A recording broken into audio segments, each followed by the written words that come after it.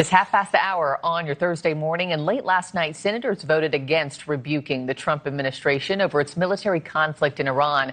That's a notable reversal from just a day earlier. It came hours after a yelling match broke out between President Trump and multiple Republican senators over Trump's power on that very action.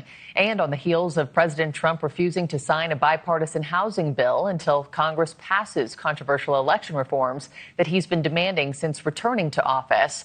For more, let me now bring in North Carolina Republican Congressman Mark Harris. Congressman, always a pleasure to have you. Talk about an explosive day on Capitol Hill amongst your colleagues with the president.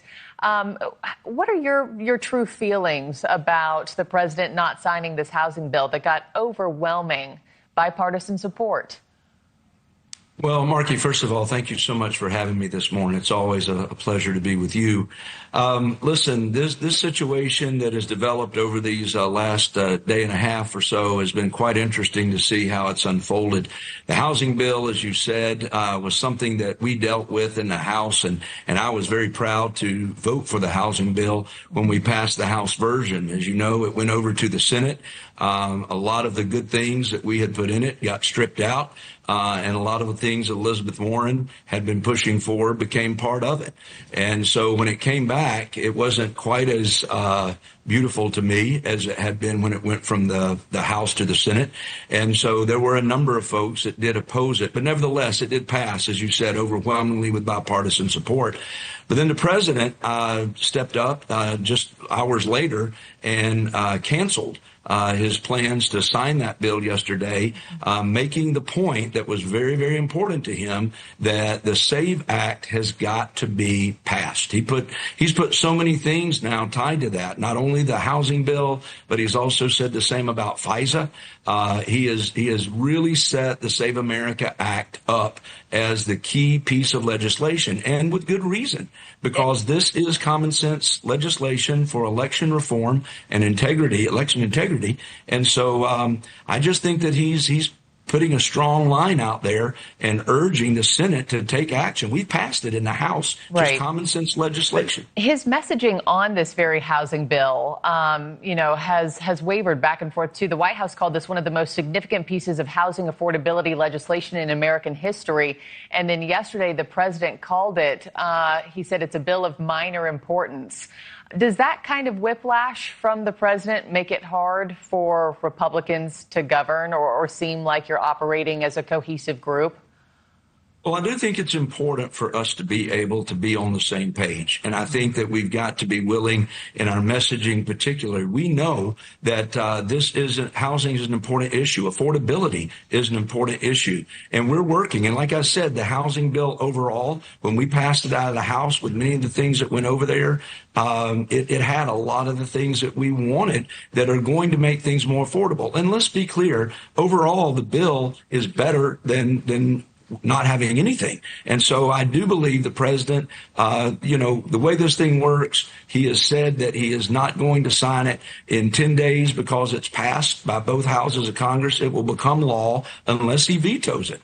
And so I do think that there's more conversations going on about what's going to happen here over the days ahead. But the president is drawing the line in the sand to say to the American people and to say to the Senate, as he did yesterday, and of course the House has already passed it, that move the Save America Act. This is the most important piece of legislation that is in front of the United States Congress. I feel like and that's where he's drawing the line. Most important kitchen table issue for millions of Americans heading into the midterms later this year.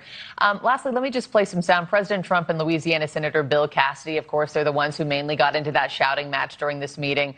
Here's what they had to say after that sit down ended.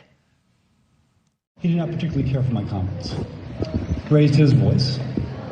I lost my temper. That's not appropriate. It's the Irish in me. But I, again, matched his tone and his vibe, and it went back and forth. We like everybody really in the room. I don't like a few people, but that's okay. I think you know who they are. Yeah, just kind of interesting to watch, Senator Cassidy, who lost his primary to a Trump-backed candidate, then, vote yes on this war powers, and then get into a shouting match with the president, and then change his mind last night. Were you surprised by that switcheroo, if you will, and are you surprised that Republican infighting like this has now boiled over into the public eye? Well, I think when the president went to that lunch yesterday, all of us were wondering how that was going to go.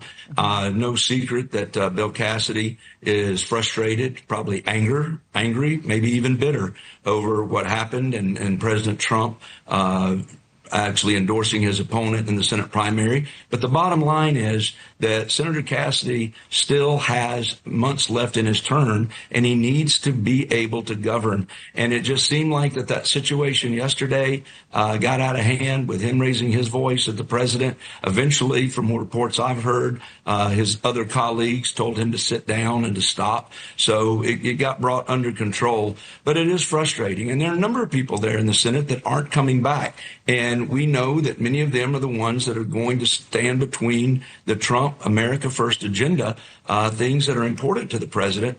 And it is frustrating. I thought it was interesting, to your point, that a couple of folks that had voted against the president when we were dealing with the War Powers Act reversed their vote last night, and then the Senate got out of town. Yeah, I think for Cassidy, it's like, what did he have to lose? Senator Cassidy's one of them.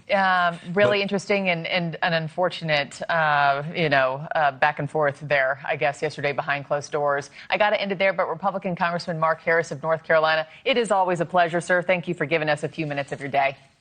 Thank you, Marky. Appreciate it.